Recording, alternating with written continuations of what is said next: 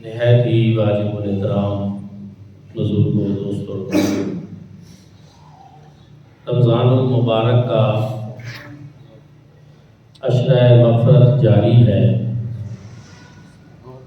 اور اس امید کے ساتھ کہ اللہ رب العزت نے اس عشرہ مغفرت میں جن گناہگاروں کی بخشش و مغفرت فرمانی ہے ان میں آپ اور میں ہم سب بھی شامل ہوں۔ آمین۔ اور دوستان ذی وقار، اس عشرہ کے رمضان المبارک کے اس تیسرے جمعۃ المبارک کے بہت سے موضوعات ہیں۔ سب پہ دل کرتا ہے کہ بندہ بہت تفصیل سے بیان کرے، لیکن ساری چیزیں اپنی اپنی جگہ پہ بہت اہمیت کی حامل ہیں کہ 17 رمضان المبارک حق و باطل کا پہلا معرکہ، جس کو اللہ رب العزت نے یوم الفرقان فرمایا قرآن میں، غزوہ بدر 17 رمضان المبارک کو وہ معرکہ حق و باطل ہوا، یہ بھی بہت اہمیت کا حامل ہے۔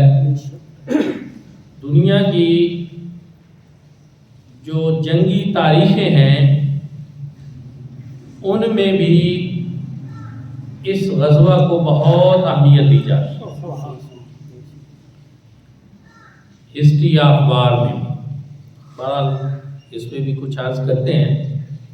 دوسرا، اعتکاف بھی ہونا ہے، پھر آگے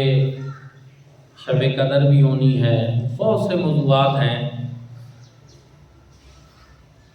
حضور نبی رحمت صلی اللہ علیہ وآلہ وسلم کی ساری زندگی، چاہے وہ حالت امن کی ہو، چاہے وہ حالت جنگ کی ہو، اس میں ہمارے لیے بہت کچھ سیکھنے کو ہے،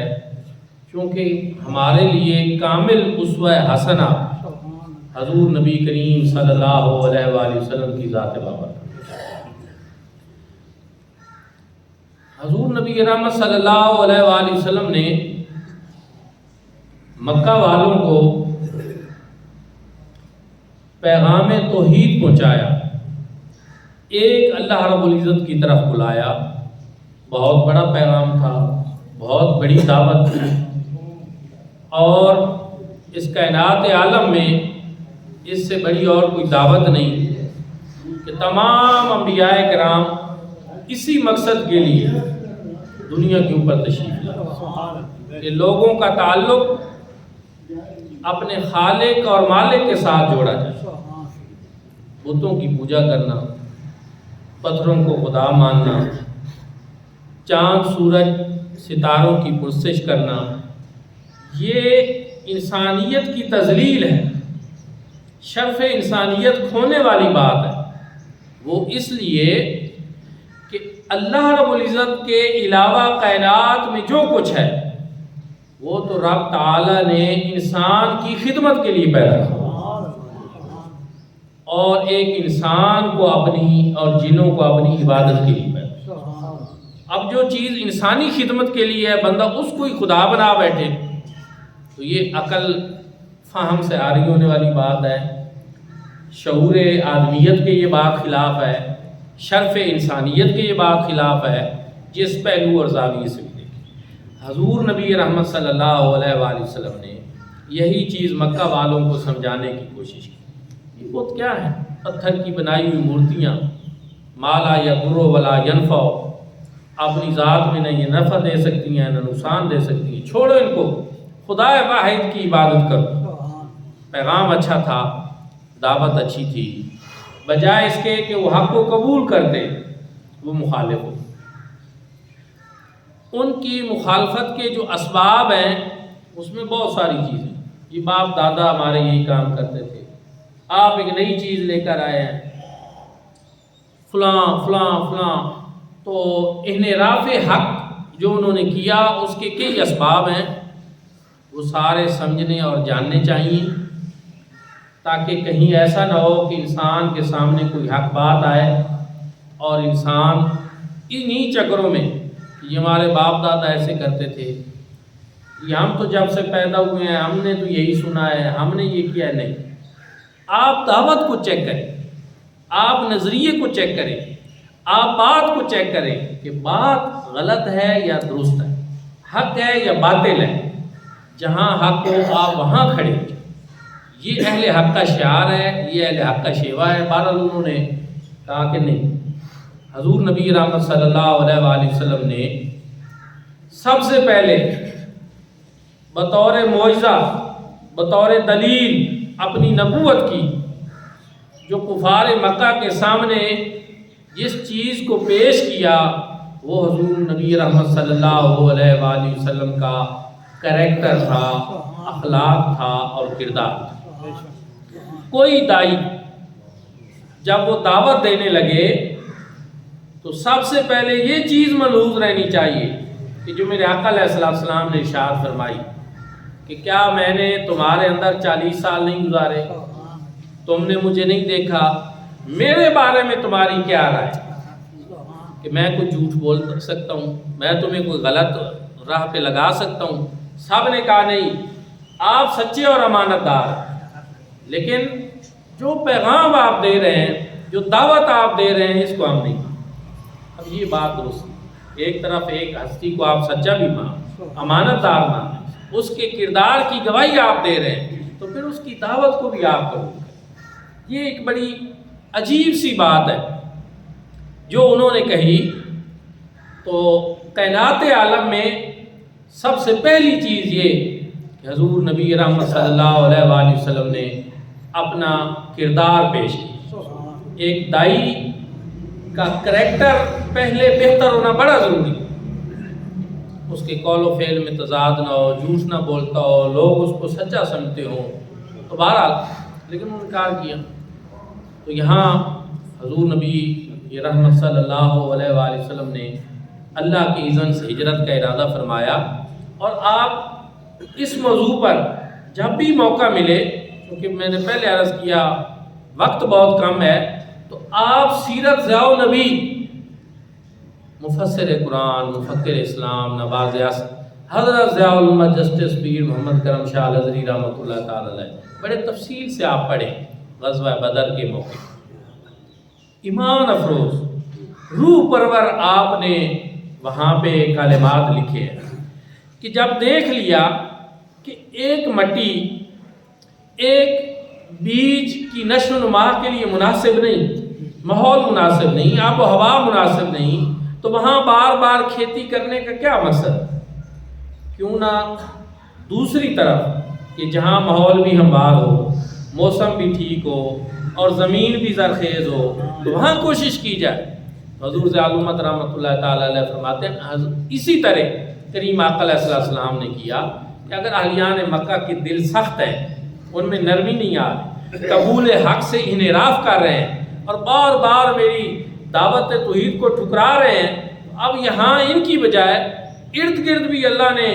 زمین کو بڑی وسعت دے رکھی ہے، اللہ کی بڑی مخلوق موجود ہے، تو کیوں نہ ہم مدینہ طیبہ کہ جو بار بار آ رہے ہیں ہمارے پاس، مدینے والے پہلے مکہ میں آتے تھے، آ رہے ہیں، حق کو قبول کر رہے ہیں، ان کے دلوں میں نرمی ہے، محبت ہے، ان کے دلوں میں گداز ہے، تو کیوں نہ یہ توحید کا بیج جو ہے یہ ان کے سینوں میں بو دیا۔ تو اس طرح اللہ کے حکم سے اس حکمت کے تحت حضور نبی کریم صلی اللہ علیہ وآلہ وسلم نے ہجرت فرما لی، اور کفار جو ظلم کر رہے تھے، تنگ کر رہے تھے اور طرح طرح کے ظلم کر رہے تھے، حضور آقا کریم صلی اللہ علیہ وآلہ وسلم کو حرم پاک کے اندر نماز میں ستاتے تھے، تکلیف دیتے تھے، تو اس سے بھی چھٹکارا ہو جائے۔ 500 ساڑھے 500 کلومیٹر دور اگر کوئی چلا جائے اور اسی مقصد سے کہ میں اپنا یہ جو کام ہے یہاں نہیں کرتا، میں وہاں یہ دعوت دیتا ہوں، وہاں میں یہ کوشش کرتا ہوں، اور پھر بھی پیچھے والوں کو آرام نہ آئے، سکون نہ آئے، تو اس کے بارے میں آپ کا کیا ہے؟ مثلا یہاں اللہ نہ کرے مقامی سطح پہ کسی کی لڑائی جھگڑا ہو جائے، ایک بندہ شہر ہی چھوڑ جائے، یار میں یہاں نہیں رہتا، میرے لیے حالات ٹھیک نہیں، وہ کسی اور شہر میں چلا جائے، اور پیچھے والے وہاں بھی جا کر اس کو تنگ کرنے کی کوشش کریں، تو اس کے بارے میں آپ کا کیا خیال؟ یہ میں اس لیے بات دہرا رہا ہوں کہ یہ مستشرقین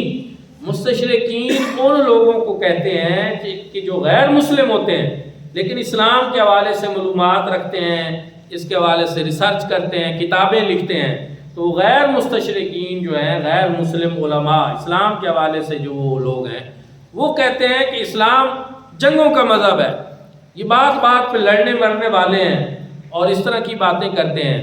خود جو کچھ وہ کرتے ہیں وہ ایک الگ بات ہے، اس پہ بھی بات ہو سکتی ہے، لیکن میں یہاں یہ عرض کرنا چاہتا ہوں کہ آپ دیکھیں کہ جب حضور صلی اللہ علیہ وآلہ وسلم اور صحابہ کرام نے ہجرت فرما لی تو مکہ والے پھر بھی جاتے تھے، کبھی مسلمانوں کی بکریاں جو چراگاہوں میں ہوتی تھی ان کو چرا کر لے آتے تھے، کبھی مدینہ میں جو یہودی تھے ان سے ساز باز کرتے تھے کہ ان کو تنگ کرو، ان کو نکالو۔ تو پھر اس طرح انہوں نے ایک تجارتی سامان اکٹھا کیا، تجارت پہ لگایا، اس میں کچھ حصہ اس بات کے لیے بھی تھا کہ اس میں سے جو آمدن ہوگی وہ مسلمانوں کے خلاف خرچ کریں گے، جنگ کریں گے ان کے خلاف وہاں جا کر۔ تو اس قافلے نے مدینہ پاک کے راستے سے گزرنا تھا، اور اس سلسلہ میں جب حضور نبی رحمت صلی اللہ علیہ وآلہ وسلم کو پتہ چلا کہ اس طرح کا تجارتی قافلہ ہے، مسلمانوں کے خلاف اس کی آمدنی استعمال ہونی ہے، تو وہ بھی ایک طرح کی وہ جنگ ہی ہوتی ہے، اس کو روکنا چاہیے۔ حضور صلی اللہ علیہ وسلم نے مشاورت بلائی اور بات کی، تو صحابہ کرام نے کہا ٹھیک ہے۔ اس سلسلہ میں جب مسلمان چلنے لگے تو ادھر ابو جہل اور دیگر جو لوگ تھے ان کو مکہ میں خبر ہوئی کہ اس طرح مسلمان راستہ روکنا چاہتے ہیں، ادھر سے انہوں نے تیاری کی، 1000 کا لشکر لیا، اور ادھر سے وہ ابو سفیان اس قافلے کے ساتھ تھے، انہوں نے راستہ بدل لیا۔ اس دوران اللہ رب العزت کی طرف سے کریم آقا علیہ الصلوۃ والسلام کو ساتھ ساتھ بتایا جا رہا تھا، جبریل امین موجود تھے، قافلے کا راستہ بدل گیا ہے، اب یہ اختیار تمہارے پاس ہے کہ تم نے قافلے کی طرف جانا ہے یا وہ جو ابو جہل کی قیادت میں ایک لشکر آ رہا ہے اس کا مقابلہ کرنا ہے۔ تو حضور نبی پاک صلی اللہ علیہ وآلہ وسلم نے صحابہ کرام سے مشاورت بھی کی۔ یہ میرے آقا کا ایک طریقہ تھا کہ آپ کوئی بھی فیصلہ فرماتے باوجود اس کے کہ آپ حاضر اور غیب کے سارے مناظر دیکھ رہے ہوتے تھے، لیکن آپ بعد میں آنے والی امت کے لیے ایک طریقہ یہ چھوڑنا چاہتے تھے کہ مشاورت کی، اور اس میں یہی طے ہوا کہ جو لشکر ادھر سے آ رہا ہے اس کا مقابلہ کریں گے، مدینے سے نکل کر کریں گے، مدینہ پاک سے 80 میل دور شمال کی جانب وہاں جائیں گے، اور وہاں پہ جو ہے وہ 120 کلومیٹر تقریباً جگہ ملتی ہے، وہاں پہ بدر کے مقام پہ ہم مقابلہ کریں گے۔ دوستان ذل کا ایک کافر تھا، بڑا نامی گرامی، بڑا زور آور قسم کا، وہ مدینہ پاک میں مسلمانوں کا حلیف تھا، حامی تھا۔ وہ آیا، اس نے کہا میں بھی آپ کے ساتھ چلنا چاہتا ہوں۔ تو حضور نبی رحمت صلی اللہ علیہ وآلہ وسلم نے ارشاد فرمایا کہ اب کی بار نہیں، یہ پہلا موقع ہے، اس میں ہم کسی کافر سے مدد نہیں لیں، تاکہ بعد میں آنے والی دنیا جو ہے وہ یہ نہ کہے کہ پہلے موقع پہ ہی یہ فاتح نہیں بن سکتے تھے جب تک کہ کفار سے مدد نہ لیتے۔ یہ خالص حق کا معاملہ ہے، اس میں ہم خود ہی نکلیں گے۔ اس کو ساتھ نہیں لیا، حالانکہ صحابہ کرام کے دلوں میں یہ بات آ رہی تھی، وہ خوش ہو رہے تھے کہ اتنا بڑا جنگجو ہمارے ساتھ شامل ہو رہا ہے، لیکن حضور صلی اللہ علیہ وسلم نے شامل نہیں کیا۔ دوسرا آپ صلی اللہ علیہ وسلم نے فرمایا کہ جس کے پاس جو سواریاں ہیں، جو سامان آلات ہیں، یہ لے لیں، جو ارد گرد دور چراگاہوں میں جانور ہیں، سواریاں، ان کو بھی نہ لیں۔ تھوڑے سے گھوڑے، اونٹ اور پیدل یہ سارے لوگ نکلے۔ اصل چیز کیا تھی؟ اصل چیز ساری دنیا کو یہ بتانا تھا کہ بندہ مومن تیروں اور تلواروں پہ بھروسہ نہیں کرتا، کافر ہے تو کرتا ہے شمشیر پہ بھروسہ، مومن ہے تو بے تیغ بھی لڑتا ہے سپاہی۔ یہ انداز تھا، یہ مدینہ پاک سے نکلے اور بدر کے مقام پہ ڈیرا لگا لیا، کفار بھی آئے ایک دن پہلے جنگ سے، اچھا روزہ بھی رکھا ہوا ہے۔ اب مجھے حیرانی ہوتی ہے کہ ہم وہ لوگ ہیں کہ یہاں آج کل جو ہم روزے رکھ رہے ہیں، نہ کوئی پیاس نہ کوئی بھوک، روٹین کی ایک بالکل نارمل سی افطاری ہوتی ہے، اگر اس میں بھی فوری پانی نہ ملے تو دل نہیں ایسے کر رہا تھا، لازمی پہلے، یعنی گرمیوں میں جب روزے آتے ہیں تو افطاری میں بندے کی خواہش ہوتی ہے کہ سب سے پہلے میں پانی ہوں، لیکن آج کل ایسا نہیں، نارمل سے روزے اور ہر طرح کی سہولیات، مسئلے ہیں، قالین بچھے ہیں، گرمی ہوگی تو پنکھے چل جائیں گے، کوئی پریشانی نہیں، لیکن حضور نبی رحمت صلی اللہ علیہ وآلہ وسلم کی زہری حیات طیبہ میں 9 مرتبہ رمضان المبارک کے روزے آئے، جب سے روزے فرض ہوئے تو سن 2 ہجری میں روزے فرض ہوئے تھے، 9 کے 9 مرتبہ گرمیوں کے روزے آئے، سردیاں نہیں، گرمی ہو، روزہ ہو اور میدان جہاد ہو۔ تاریخ دیکھیں آپ، اور آج ہم اپنی عیش دیکھیں، عیش پسندی دیکھیں، کمفرٹ زون کو پسند کرنا ہم پسند کرتے ہیں، بس بستر پہ پڑے رہیں، پنکھا چلتا رہے، اے سی چلتا رہے، کچھ نہ کرنا پڑے۔ یہ بات سمجھنے والی ہے ایک بندہ مومن کی کہ ہماری تاریخ کیا ہے، ہماری ہسٹری کیا ہے۔ روزے کے ساتھ نکلے ہیں، روزوں کا مہینہ ہے، سفر بھی روزوں کے ساتھ کیا گیا، اور پھر وہاں ایک دن پہلے میرے آقا نے ارشاد میں ھذا مصرع فلان، ھذا مصرع فلان، یہ فلاں کافر کے قتل گاہ ہے، یہاں پہ عتبہ مرے گا، یہاں پہ شیبہ مرے گا، یہاں پہ ابو جہل مرے گا، ایک دن پہلے میرے آقا نے بتایا۔ اور یہ کیا ہے؟ یہ میرے آقا کا وہ علم غیب ہے جو اللہ رب العزت نے اپنے محبوب کو عطا کیا، اور مسلمانوں کے لیے تسلی کا باعث بھی تھی یہ بات۔ اور پھر لمبی تفصیل ہے غزوہ بدر کی، صف بندی ہوئی اور اس کے بعد جنگ کا سلسلہ شروع ہوا۔ ابو جہل کو 2 چھوٹے چھوٹے بچوں نے، معاذ اور معوذ نے، اس کے سر غرور کو خاک میں ملا دی، اور یہ چیز کہ اس امت کا فرعون جو ہے اللہ رب العزت نے جب چاہا تو اس کو 2 چھوٹے چھوٹے بچوں سے برباد۔ میں اپنے دوستوں کو کہتا رہتا ہوں، پچھلے دنوں بھی یہ بات ہو رہی تھی کہ یہ امریکہ، ٹرمپ اور نتنیاہو اور اسرائیل اور مودی سب مل کر جو کچھ کر رہے ہیں، اس کے حوالے سے میں آپ کو یہ بتا دوں کہ اس میں کئی چیزیں ہوتی ہیں۔ ایک یہ ہے کہ بحیثیت امت ہم بہت کمزور ہیں، اور اس کے کئی اسباب ہیں، اور ہماری حالت نہیں، ہم اس قابل نہیں کہ ہم ان کا ایسے مقابلہ کر سکیں۔ لیکن دوسری بات، خدا پھر بھی ہمارا جو ہے وہ سپر پاور، نہ ٹرمپ ہے، نہ نتنیاہو ہے، نہ کچھ۔ جب میرا رب چاہے گا تو آپ حیران ہو جائیں گے کہ کسی ایسے کمزور سے سلسلے سے اللہ رب العزت چاہے گا تو ایک مچھر سے وہ نمرود کا غرور خاک میں ملا، جب چاہے وہ کسی فرعون کے سامنے حضرت موسیٰ علیہ السلام کھڑا کر، جب چاہے کسی نمرود کے سامنے حضرت ابراہیم علیہ السلام کو کھڑا کر، جب چاہے ابو جہل کے سامنے کریم آقا علیہ السلام تشریف، اور 2 چھوٹے چھوٹے بچوں سے اس کا سر غرور، اس نے بڑی خود پہنی ہوئی تھی، بڑا پہرا تھا، لیکن انہوں نے اس کو گرا دیا۔ تو میرے بھائی اور دوستو، یہ چیز بھی سمجھنے والی ہے کہ رب تعالیٰ ظالموں کو بھی مہلت دے دیتا ہے، رسی ڈھیلی کر دیتا ہے، اس کا ایک اپنا نظام ہے، لیکن جو امت کی ڈیوٹیاں ہیں، جو آپ کے اور میرے ذمہ تھا کہ ہم نے یہ جو نظام الہی تھا اور پھر نظام مصطفیٰ تھا، اس کی تشکیل کے لیے جو ڈیوٹی ہم نے کرنی تھی وہ ہم نہیں کر رہے، اس غفلت کی وجہ سے آج ہمارے اوپر یہ مسلط ہے۔ میں نے ایک مرتبہ پہلے بھی یہاں تفصیل سے بتایا تھا کہ جب منگول آئے تھے تو اس وقت علاء الدین خلجی جو ہیں، انہوں نے اپنا گھوڑا ان کی طرف جنگ کرتے ہوئے جب جانے کے لیے تیار ہو رہے تھے تو واپس موڑا تھا، تو لوگوں نے کہا گھبرا گئے ہو، ڈر گئے ہو منگولوں سے؟ انہوں نے کہا نہیں، میں نے فرشتے دیکھے ہیں اور وہ ان کے اوپر تھے، منگولوں کے لشکر کے اوپر، اور وہ یہ کہہ رہے تھے کہ یا ایھا الکافرہ اقتلوا الفاجرہ، کہ اے کافرو، یہ مسلمان اب فاسق و فاجر ہو چکے ہیں، ان کو قتل کر، ان کے سر اڑا دو، ان کی گردنیں اڑا دو، کیونکہ یہ اپنا آپ بھول چکے ہیں، اپنی ڈیوٹی سے غافل ہیں، یہ اپنے مقصد حیات سے دور ہیں۔ انہوں نے تو پوری دنیا کو اللہ کا نظام اس دنیا پہ قائم کر کے بتانا تھا کہ یہ امن ہوتا ہے، یہ سکون ہوتا ہے، جیسے کہ ہمارے بزرگوں نے ماضی میں کیا، لیکن اب یہ وہ کام نہیں کر رہے تو اب تم ان کے اوپر مسلط ہو، اب ان کو ایک دفعہ سزا ملے، پھر جب رب چاہے گا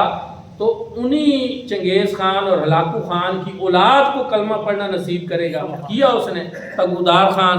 وہ چنگیز خان کا پوتا تھا، وہ مسلمان ہوا، اور پھر حضرت اقبال کہتے ہیں پاس باں مل گئے کعبے کو صنم خان۔ جب میرا رب چاہے گا تو وہ انہی کافروں کی اولاد میں سے بھی کسی کو کلمہ پڑھا دے گا اور وہ دین کی خدمت لے لے گا۔ یہ ہمیں سوچنا چاہیے کہ آج اگر ہمیں کلمہ پڑھنا نصیب ہوا ہے تو ہم اس کے تقاضے پورے کریں۔ یہ میرے رب کا کرم ہے کہ اس نے ہمیں مسلمان بنایا، لیکن جب رب چاہے تو وہ یہ نعمتیں چھین بھی لیتا ہے، اور وہ ایک ایسی قوم لے آتا ہے وَمَنْ يَرْتَدِدْ مِنْكُمْ عَنْ دِينِهِ فَسَوْفَ يَأْتِي اللَّهُ بِقَوْمٍ يُحِبُّهُمْ وَيُحِبُّونَهُ۔ رب فرماتا ہے جب تم ارتداد اختیار کرو گے، دین سے پھر جاؤ گے، تو اللہ رب العزت ایک اور ایسی قوم لے آئے گا جو اللہ سے محبت کریں گے اور اللہ ان سے محبت کریں گے۔ رب کو کوئی کمی نہیں ہے، اللہ رب العزت کو کیا مسئلہ ہے؟ رب کو کوئی مسئلہ نہیں، مسئلہ ہمیں ہے، ہم یہ چیزیں سمجھ نہیں رہے۔ حضور نبی پاک صلی اللہ علیہ وآلہ وسلم نے جنگ بدر میں وہاں برسر پیکار ہو کر روزے کی حالت میں کفار کے ساتھ جب جنگ شروع کی، اللہ رب العزت نے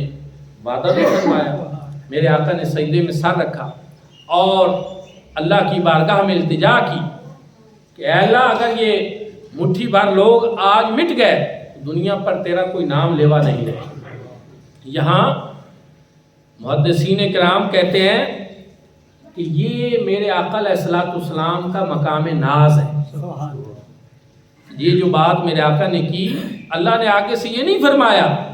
کہ یہ اگر ختم ہو گئے تو کیا اور کوئی میرا نام لیوا نہیں رہے گا، میں اور پیدا کر دوں گا، نہیں، میرے اللہ کو بھی یہ معلوم تھا کہ آج میرا محبوب یہ کیوں کہہ رہا ہے کہ اس نے ساری زندگی لگائی ہے، ان لوگوں کو دین حق کی طرف بلایا ہے، انہوں نے کلمہ پڑھا ہے، آج یہ پیکران خلوص جو ہیں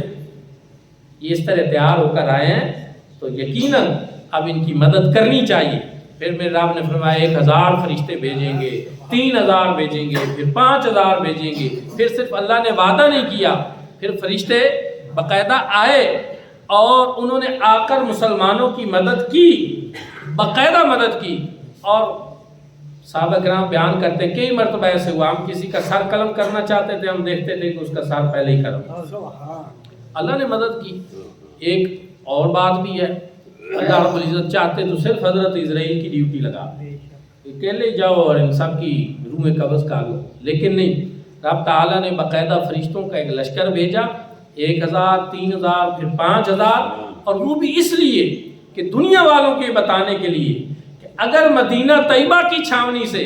یہ ابو بکر صدیق آئے ہیں، فاروق اعظم آئے ہیں، عثمان غنی آئے ہیں، علی حیدر کرار آئے ہیں، تو یہ سدرۃ المنتہا بھی مصطفیٰ کریم کی چھاؤں، یہ جبریل امین بھی مصطفیٰ کریم کے سپاہی ہیں، یہ حضرت اسرائیل بھی حضور کے سپاہی ہیں، اسرافیل بھی حضور کے سپاہی ہیں، میکائیل بھی حضور کے سپاہی ہیں، یہ سارے ملائکہ یہ بھی حضور کے غلام اور خادم اور سپاہی اور لشکری ہیں، اور ان کو اس بات پہ فخر ہے کہ آج ہم کائنات کے سالار اعظم صلی اللہ علیہ وآلہ وسلم کی قیادت کے اندر ہمیں یہ لڑنا نصیب ہے،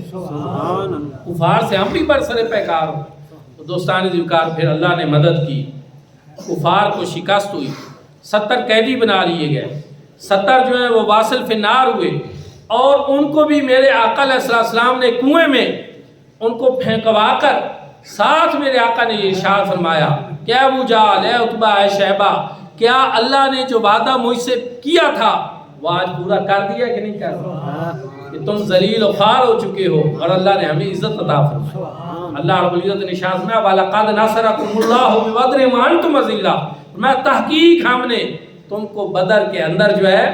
وہ فتح عطا فرمائی جبکہ تم بے سر و سامان، فَاتَّقُوا اللَّهَ لَعَلَّكُمْ تَشْكُرُونَ۔ یہ بات سمجھنا، فتح کے بعد اللہ رب العزت فرما رہے ہیں فَاتَّقُوا اللَّهَ، اللہ سے ڈرتے رہو، لَعَلَّكُمْ تَشْكُرُونَ، تاکہ تم شکر گزار بن جاؤ۔ یہ نہیں کہ فتح کے بعد جنون سوار ہو جائے، بندہ کسی کو خاطر میں ہی نہ لائے، نہیں، یہ فتح بھی میرے رب نے دی ہے، اسی سے ڈرتے رہو جس نے 313 کو 1000 کے مقابلے میں کھڑا کیا اور پھر فتح دا۔ آج وہ جذبہ نہیں، آج مسلمانوں کے اندر وہ جہادی روح نہیں ہے۔ آج اس طرح تو شاید ہم جہاد پہ بات ہی نہیں کر سکتے، لیکن چلو اتنا ہے کہ ہماری پاک فوج جو ہے اس کا ماٹو تو جہاد فی سبیل اللہ ہے، اور ان کا کوئی بھی حملہ جو ہے وہ اسی طرح ہے جس طرح مجاہدین اسلام کو، اور ہم سب اپنی فوج کے ساتھ ہیں۔ اور آج ہم دیکھ بھی رہے ہیں کہ پوری دنیا کے اندر پاکستانی افواج کو جو اللہ نے ایک عزت دے رکھی ہے، اور ڈاکٹر عبدالقدیر خان مرحوم اللہ ان کے درجات بلند کرے، انہوں نے جو کام کیا تھا کہ آج ہمارا عالم وہ نہیں جو ساتھ ایران کا ہو رہا ہے یا کسی اور ملک کا ہو رہا ہے، یہ نہیں ہونا چاہیے تھا۔ لیکن بہرحال اللہ رب العزت جب چاہیں گے اس ٹرمپ کو بھی خیر و خاصر فرمائیں گے، اور یہ سارا عالم کفر کا اتحاد ختم ہو جائے گا، اللہ رب العزت مسلمانوں کو عزت عطا فرمائیں گے۔ لیکن یہ ہے کہ کہیں ہم بھی بیدار ہوں، کچھ ہمیں بھی سمجھ آئے کہ اب بھی ہم چھوٹے چھوٹے مسائل میں الجھے ہوئے، کہیں سیاسی انتشار کا شکار ہیں ہم، کہیں مذہبی فرقہ بندیاں ہیں، کہیں ہم علاقائی گروپوں میں بٹے ہوئے ہیں، یہ سندھی ہے، یہ بلوچی ہے، یہ پختون ہے، یہ کون ہے۔ میرے بھائی اور دوستو، جب میزائل امریکہ کی طرف سے آتے ہیں تو آپ کو پتہ ہے کہ وہ کوئی شناخت ایسی نہیں کرتے کہ یہ شیعہ ہے یا یہ سنی ہے، یہ فلاں ہے۔ اس لیے ہم سب کو بھی چاہیے کہ ہم متحد ہوں اور دوبارہ اپنے اندر وہ روح، وہ جذبہ پیدا کریں جو صحابہ کرام رضوان اللہ تعالیٰ علیہ۔ قرآن پاک میں یہ جو وعدہ ہے کہ فرشتے ہم اتاریں گے، مفسرین اکرام اس کے بارے میں، حضور ذال امت بھی، علامہ غلام رسول سعیدی صاحب بھی بیان کرتے ہیں، سارے بیان کرتے ہیں۔ وہ کہتے ہیں کہ یہ وعدہ صرف بدر کے ساتھ خاص نہیں، جب بھی مسلمان وہ بدر والا جذبہ لے کر نکلیں گے تو اللہ رب العزت اپنے اس وعدے کو پھر پورا فرمائے گا۔ حضرت اقبال نے اس بات کو بیان کیا، اس فلسفے کو، کہ فضائے بدر پیدا کر، فرشتے تیری نصرت کو اتر سکتے ہیں گردوں سے قطار اندر قطار۔ اب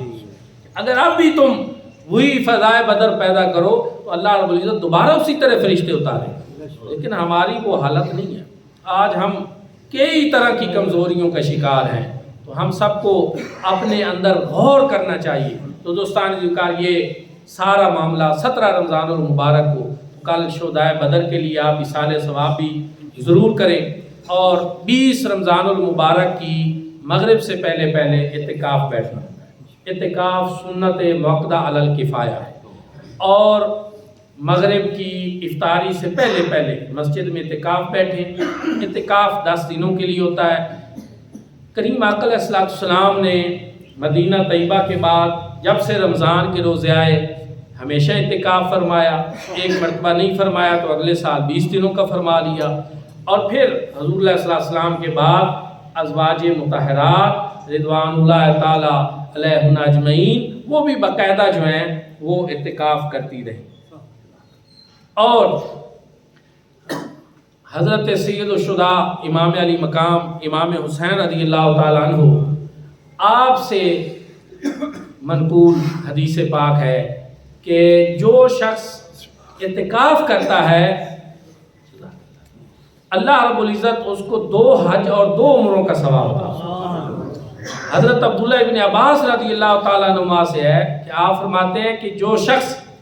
معتکف ہوتا ہے تو اس دوران جو وہ نیکیاں نہیں کر سکتا، مثلا کسی کا جنازہ ہے تو وہاں معتکف نہیں جا سکتا، مثلا کوئی اور کسی کی عیادت کرنی ہے، بیمار ہو گیا ہے تو معتکف اب نہیں جا سکتا، تو وہ سارے ثواب جو ہیں اعتکاف کرنے والے کو اللہ رب العزت عطا فرماتے رہتے ہیں، اور اس کے نام اعمال میں لکھی جاتی ہیں۔ اس طرح کی جتنی نیکیاں جو اعتکاف کی وجہ سے وہ جا کر نہیں کر سکتا، وہ سارے اللہ رب العزت اس کو ثواب عطا فرماتے ہیں۔ اتنا بڑا اجر ہے۔ اور یہ کیا ہے؟ یہ ہے کہ کچھ لمحات کے لیے، اسلام میں رہبانیت نہیں ہے نا کہ ہر وقت آپ نہ شادی کریں نہ آپ کوئی زندگی کے اور معمولات کریں، بس الگ تھلگ بیٹھ کر اللہ کو یاد کریں، تو وہ مکمل رہبانیت اسلام میں نہیں۔ لیکن تعلق باللہ کے لیے کریم آقا علیہ السلام نے کتنی پیاری سنت جو ہے ہمارے لیے قائم کر دی کہ 10 دن پھر ان میں شب قدر ہوتی ہے، اس کی تلاش کے لیے آپ اللہ کے گھر میں ہی بیٹھ جائیں۔ اگر کوئی بندہ اعتکاف میں بیٹھے ہوئے کوئی اور عبادت نہ بھی کرے تو شب قدر کی وہ ساری عبادت کرنے کا ثواب اس کے نام اعمال میں، کیونکہ وہ بیٹھا ہے اللہ کے گھر میں، سویا بھی پڑا ہے تب بھی وہ عبادت میں ہے اور وہ شب قدر اس کی عبادت میں۔ لیکن اگر کوئی خوش نصیب ہو اور بیدار بخت ہو اور جاگ کر وہ ان تاک راتوں میں اللہ کے حضور اپنا دامن طلب پھیلا رہے تو پھر یہ اس کی اور زیادہ تاک راتوں کو تلاش کرنے کے لیے شب قدر اعتکاف بڑی خوبصورت۔ لیکن ایک چیز اور ہے، بندہ 10 دنوں کے لیے اعتکاف ہی بیٹھتا ہے مسجد میں، تو مجھے آج تک یہ سمجھ نہیں آئی کہ یہ جو درجنوں نوجوان بھاگ بھاگ کر رات کو اس کے پاس آ کر ملتے ہیں، گپیں لگاتے ہیں، ان کا مقصد کیا ہو؟ وہ کدھر چلا گیا ہے؟ اسی ملک میں اپنی مسجد اپنے محلے میں بیٹھا ہے، بیٹھا کس مقصد کے لیے؟ کہ میں نے اللہ سے تعلق جوڑنا ہے۔ تو اب آپ کیا کرنا چاہ رہے ہیں؟ یہ کیا ہے؟ یہ واقعی چونکہ اب بہت زیادہ ہوتا ہے، محلے والے آ جاتے ہیں، بچے نوجوان بیٹھ کر گپیں لگاتے ہیں، موبائل چلاتے ہیں، ساری چیزیں، یہ اعتکاف کی روح کے بالکل خلاف۔ پوچھ رہے ہوتے ہیں کئی متقفین، ہم موبائل چلا سکتے ہیں کہ نہیں، ہم غسل کر سکتے ہیں یا نہیں؟ بھائی واجب جب غسل ہو جائے گا تو آپ کریں، لیکن 10 دنوں کے لیے یہ ساری چیزیں بھی سمجھنے کی ضرورت ہے کہ روح اعتکاف یہ ہے کہ آپ دنیا کے معاملات سے الگ تھلگ ہو کر خالصتاً اللہ کی بارگاہ میں غار حرا والی یاد تازہ کر، غار ثور والی یاد تازہ کر، الگ تھلگ ہو کر بیٹھ کر اپنے رب کو منائیں، اس کے ساتھ تعلق جوڑیں۔ باقی تو پورا سال آپ کا ساری مخلوق سے تعلق و رابطہ رہتا ہے، اصل روح کو سمجھنے کی بڑی ضرورت ہے۔ اور یہ اعتکاف بہت پرانا ہے۔ حضرت ابراہیم علیہ السلام کو اللہ رب العزت نے جب متولی بنایا اللہ کے گھر کا، بیت اللہ بنانے کے بعد متولی بنے، تو رب تعالیٰ نے حضرت ابراہیم علیہ السلام اور حضرت اسماعیل علیہ السلام ان کی یہ ڈیوٹی لگائی کہ ان طاہرہ بیتی للطائفین والعاکفین ورکع السجود، کہ اللہ کا یہ جو گھر ہے اس کو پاک رکھنا، اعتکاف کرنے والوں کے لیے، طواف کرنے والوں کے لیے یہ ڈیوٹی آپ لوگوں کی۔ اب مسجد کی صفائی اللہ پیغمبروں کی ڈیوٹی لگا۔ کوئی بندہ اس بات کو بھی سمجھے کہ ماسٹر خادم صاحب ماشاءاللہ، یہ میں ان کی حوصلہ افزائی کے لیے بات کر رہا ہوں، خوشامد کے لیے نہیں، کہ جتنا اس مسجد کو یہ صاف رکھتے ہیں۔ میں نے جب بھی میں کبھی جمعے کے علاوہ بھی آتا ہوں، مسجد انتہائی صاف ہے، اور مسجد کا صاف اور پاک ہونا یہ بڑا اللہ کا ذکر ہونا ہے، یہاں صفائی ہو، پاکیزگی ہو، طہارت ہو۔ اور جو مسجد کا متولی ہے اس کی یہ ڈیوٹی کس نے سب سے پہلے لگائی؟ اللہ پاک، کہ صاف رکھنا ہے ہمارے گھر کو، ان طاہرہ بیتی للطائفین والعاکفین ورکع السجود، اللہ کے گھر کے اعتکاف کرنے والے اور جو وہاں پہ طواف کرنے والے ان سب کے لیے۔ اس لیے اعتکاف جو ہے قرآن پاک میں والعاکفون فی المساجد، قرآن سے اعتکاف ثابت ہے، مصطفیٰ کریم صلی اللہ علیہ وسلم کی سنت مؤکدہ علی الکفایہ ہے۔ اعتکاف ضرور بیٹھا کریں اور اپنے رب کو منائیں۔ رمضان المبارک کی بابرکت ساتیں تیزی کے ساتھ گزر رہی ہیں، کوشش یہی کریں کہ اب کوئی لمحہ ہمارا غفلت میں نہ گزرے، اپنے خالق اور مالک کو یاد کریں۔ یہ جو مختلف دوستوں نے خدمت کی، یہ زکوٰۃ یا فطرانہ یا صدقے کے حوالے سے جو میں آپ کو عرض کرتا رہتا ہوں، جامعہ مدینۃ النبی کے حوالے سے میں آپ کو پھر یاد دہانی کرا رہا ہوں کہ جامعہ مدینۃ النبی وادی سون میں دین کا ایسا مرکز ہے جہاں بچے اور بچیاں قرآن و سنت کی تعلیمات حاصل کر رہے ہیں۔ ان کا لنگر بھی ہوتا ہے، رہائش، کھانا پینا، کئی طرح کے اخراجات ہیں۔ یہ آپ کا فطرانہ، صدقہ، زکوٰۃ، خیرات، ان چیزوں کا وہ مستحق ہے، وہاں پہ بالکل لگتا ہے۔ اور 300 روپیہ فطرانہ جو پاکستان کے لیے عمومی طور پر بیان کیا گیا ہے، وہ بھی اور زکوٰۃ بھی آپ ضرور دے سکتے ہیں، آپ جمع کرائیں، وہاں پہنچا سکتے ہیں۔ آج کل تو موبائل کے ذریعے، ایپس کے ذریعے وہاں پہنچا سکتے ہیں، نمبر ہر جگہ موجود ہیں۔ ہمارے محترم ماسٹر خادم صاحب ہیں، ہمارے عزیز یہاں حافظ عبدالرحمٰن امامت کراتا ہے تو یہاں کرا سکتے ہیں. اب تو آپ کے ارد گرد بھی مختلف مساجد میں الحمدللہ ہمارے امام موجود ہیں، خطیب موجود ہیں، جہاں چاہے آپ رابطہ کر سکتے ہیں. تو وہاں القمر ہاسٹل کی تعمیر بھی ہو رہی ہے، تعمیراتی سلسلے جاری ہیں، تعلیم کے سلسلے بھی جاری ہیں، لنگر شریف کے سلسلے بھی جاری ہیں. ان میں آپ ضرور حصہ لیں. اللہ رب العزت سب کو عمل کی توفیق عطا فرمائے. آخر دعوانا الحمدللہ.